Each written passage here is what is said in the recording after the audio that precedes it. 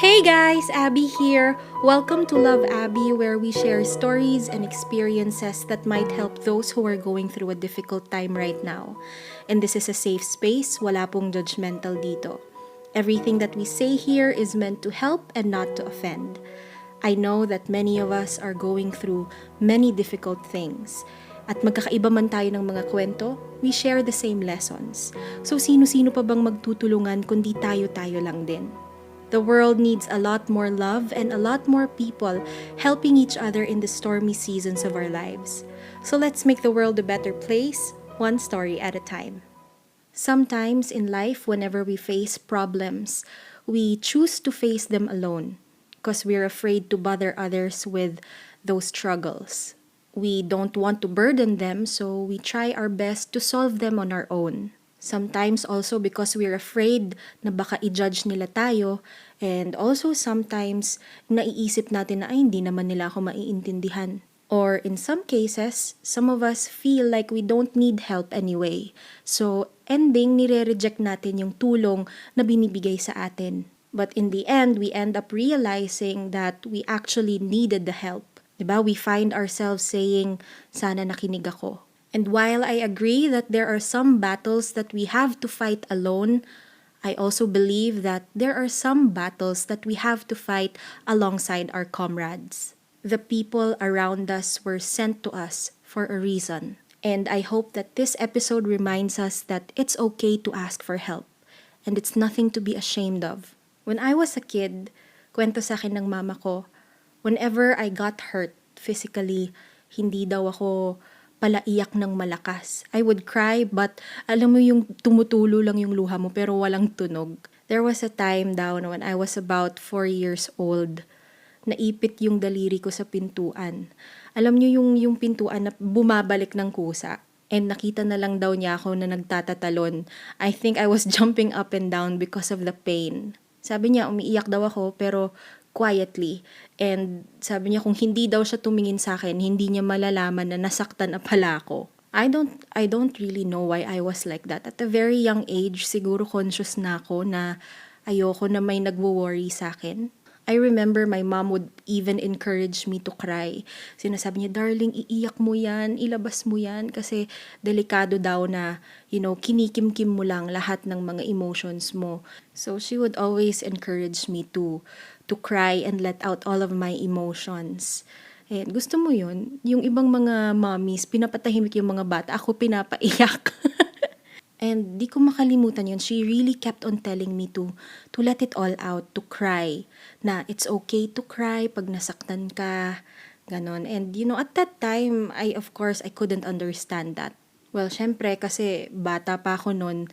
But, even as I grew older, I still couldn't understand completely why I need to let others know when I'm hurting. Because then minsan nafe-feel ko na naghahanap lang ako ng atensyon kapag pinapaalam ko sa ibang tao na nasasaktan ako. I don't know if naka-experience din kayo ng ganun, but that's the way I felt. I didn't like to let people know na may pinagdadaanan ako. I became the type of person na tumatahimik lang kapag may pinagdadaanan. And I usually don't like talking about things that I'm going through kasi minsan naiisip ko na kaya ko naman to, lilipas din to. But most of all, I think I didn't want any of my loved ones to worry about me. Until recently, I think about last year, I was going through something difficult and my sister noticed. Yung kapatid ko kasi yan yung unang nakakapansin kapag may pinagdadaanan ako. So, tinanong niya ako, sabi niya, "Are you okay? Do you want to talk?" And I think I just kept on saying na okay lang ako, I'm okay. Ganyan. Pero syempre hindi niya ako tinantanan dahil alam naman niya, klarong-klaro, sabi niya, klarong-klarong may problema ka, halika mag-usap tayo. And there was one thing that she said na talagang tumatak sa akin habang nire-real talk niya ako. Mind you, mas bata yung kapatid ko kaysa sa akin, but she's very sensitive when it comes to things like that. So sabi niya, I know you are trying your best to handle your problems by yourself. Pero minsan, kailangan mo ng ibang taong magsasabi sa'yo nun kahit alam mo na kung anong dapat mong gawin o kung anong dapat mong isipin. you still need to hear that advice from someone else. And you know what? I realized that that's so true.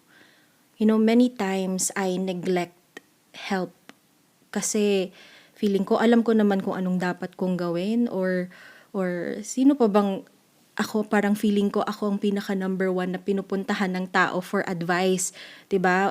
So parang feeling ko minsan kaya ko naman siguro 'to, wala namang problema. But hindi ko nakikita na kailangan ko pala ng tulong. Kailangan ko ng advice from others. Alam mo yung mga moments na alam mo yung mga dapat mong gawin pero hindi mo ginagawa.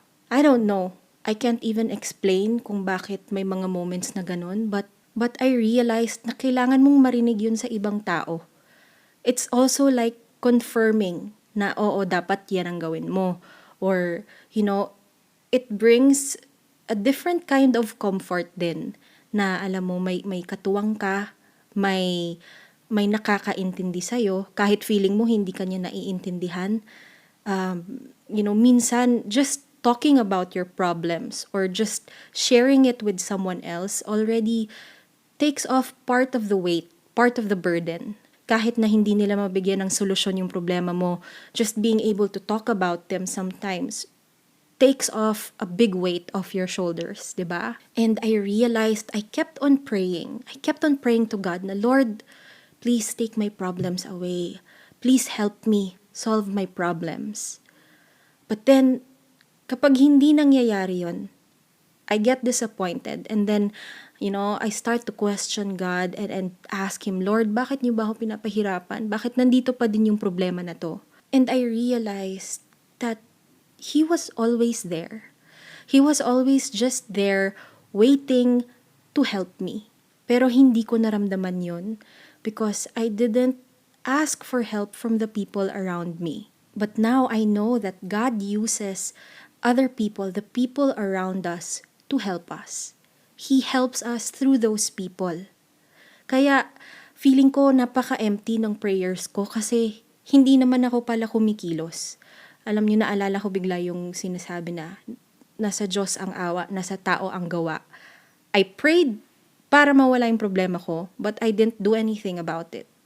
And I realized na nandyan yung tulong ni Lord. Hindi ko lang ina-avail, parang ganon. Hindi ko lang tinatanggap kasi gusto kong sarilihin yung problema ko. So, paano nga naman ako tutulungan ni Lord, 'di ba?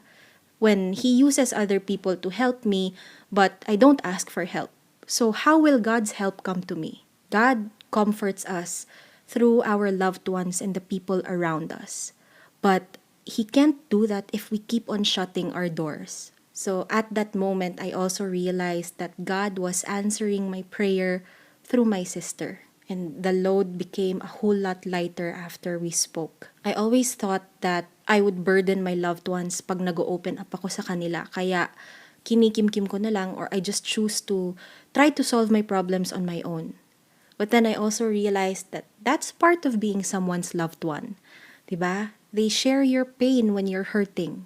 They share your joy. Kung masaya ka, masaya din sila para sa'yo. Pag malungkot ka, malungkot din sila kasama mo. And we have to give them that chance to care about us. We have to give them the chance to show us na we are loved and we are not alone. And most of all and most importantly, we have to give them the chance to be God's instrument. Don't be ashamed to ask for help. It's okay to admit that you're not strong all the time and let other people be strong for you. After all, that is what we are created for. God didn't create us to live our lives alone. He created us so that we could live for others. Kung ginawa lang din naman tayo ni Lord para mabuhay para sa sarili natin, bakit niya pa tayo pinapadami? 'Di ba?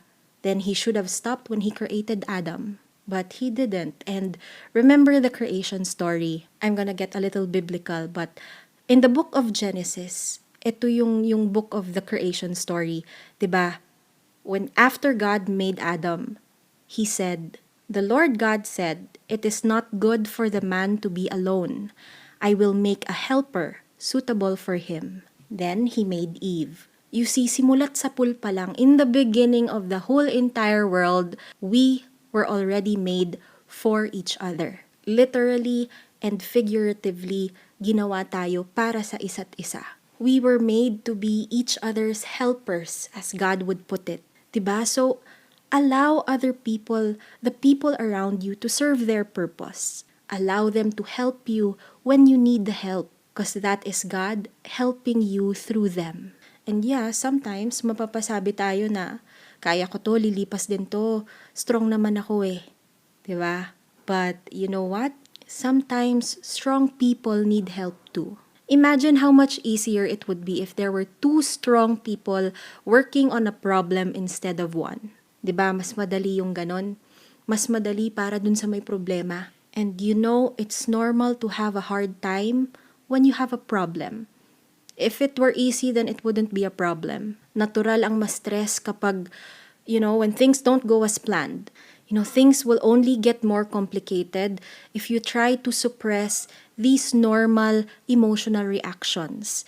It's okay to cry when you're sad, just as it's okay to smile when you're happy. And I hope that this will always remind us that it's okay to ask for help. It's okay to be vulnerable sometimes, and it's okay to break down once in a while. Sometimes we have to fall apart so that God can put us back together to make a better version of us. And He can only do that if we ask for help. And I'm sure that there are many people around you who love you and care about you and are more than willing to help you. Minsan hindi lang natin nare-realize yun or hindi natin nararamdaman yun because we don't give them a chance to help us. Huwag mo sarilihin yung mga problema mo. Allow God to help you through others. And if you're going through a difficult time right now, I'm here to remind you that storms don't last forever. Love, Abby. If you have a story that you would like to share with us, please don't be shy to send us a message in one of the platforms below. And if you like this video, please share this to those who you think might need to hear these stories. And don't forget to like and subscribe and hit that notification bell. Thank you for watching.